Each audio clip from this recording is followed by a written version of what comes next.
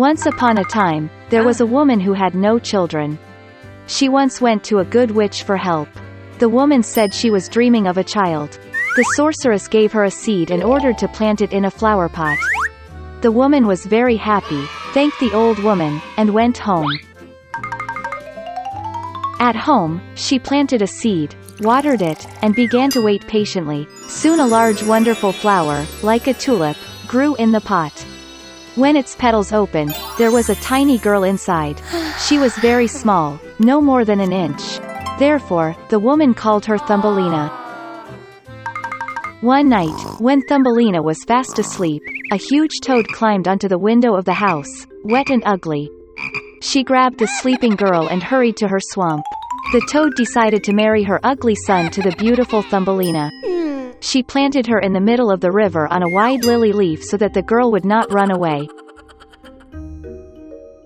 In the morning, Thumbelina woke up, and realized that she was not at home, but there was water around her.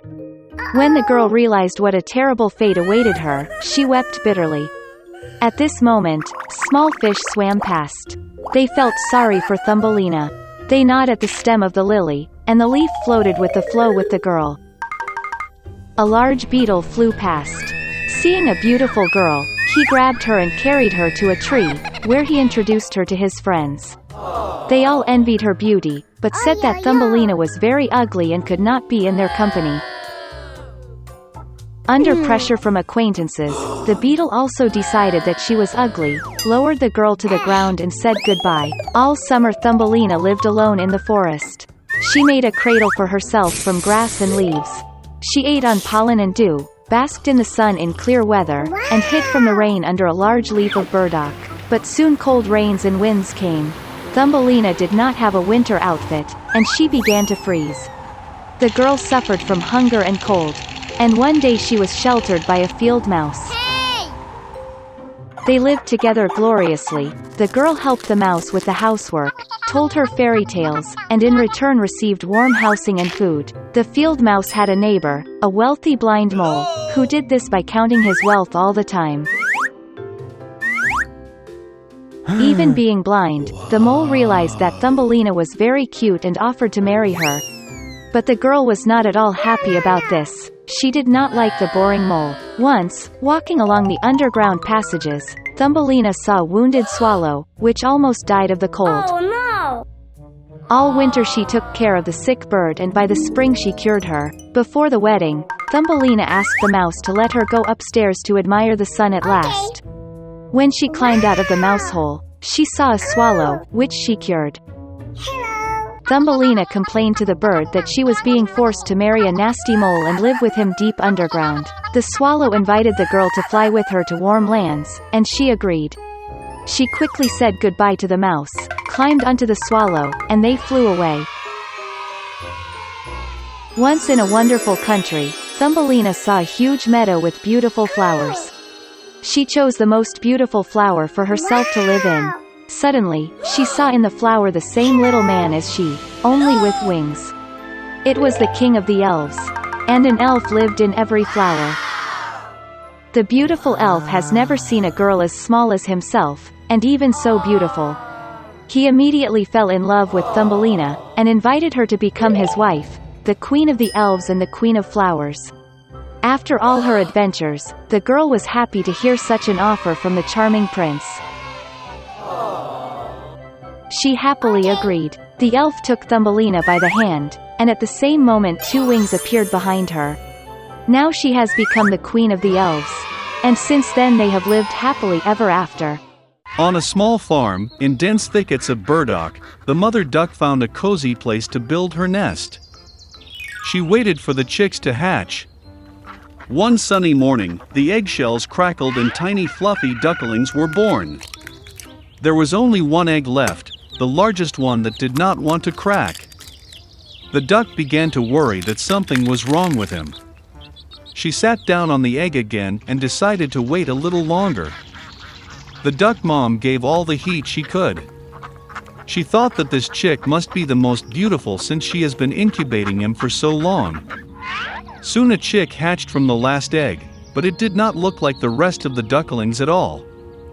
It was much larger, and its feathers were gray. The duck mom was upset to see such an ugly son. But she hoped that someday he would become like his fellows. The rest of the ducklings laughed at him. They considered him disgusting and did not want to play with him. The next morning, the mother duck went with her children to the lake. To her surprise, the ugly duckling swam as well as others. The duck then brought her little ones to the poultry yard to introduce them to society. She told the ducklings about the rules of behavior with local inhabitants. The duck presented its brood to the noblest fat drake, but he attacked the ugly duckling, and she was forced to protect her failed chick. Fat Drake ordered to drive the freak out of the yard. Mother assured that he would grow up and become like other ducklings. Unable to withstand the bullying and humiliation, the ugly duckling left the poultry yard. In search of a safer place, he came across a beautiful lake, on which there was no one. And the duckling decided to stay here to live. Time has passed. Despite his loneliness, the ugly duckling was happy that no one offends him. And then one day, a beautiful white bird with a long neck flew to his lake. The ugly duckling did not know what kind of bird it was, but he looked at it with admiration. He loved her with all his heart.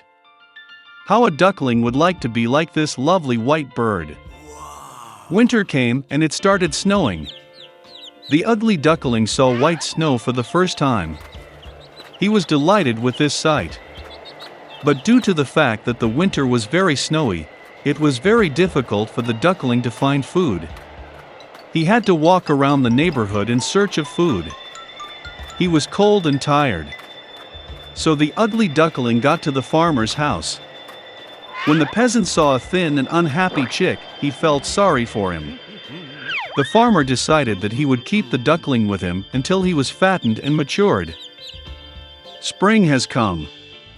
The owner took good care of the chick, and he grew up a lot. The duckling already needed a lot of space, and the farmer decided to release him to the lake. Standing on the shore of the lake, the ugly duckling looked at his reflection in the water. And he could not believe his eyes. He could not recognize himself, and thought that there was someone else behind him. And then the duckling realized that the wonderful bird in the reflection is himself. To celebrate, he thrashed and swam all over the lake from edge to edge. And suddenly he saw the same beautiful white bird with a long neck, which he had seen once before. The ugly duckling decided to swim closer to her. But the beautiful bird was not frightened, but on the contrary she smiled and winked, and together they swam across the lake. The ugly duckling couldn't believe his happiness. Passing by, a fat drake on the shore of the lake said that he had never seen such a beautiful young swan in his life. What was his surprise when he found out that the ugly duckling that he once drove from the poultry yard was a beautiful swan. It turns out that the ugly duckling was a swan from the very beginning. An egg accidentally fell into a duck's nest.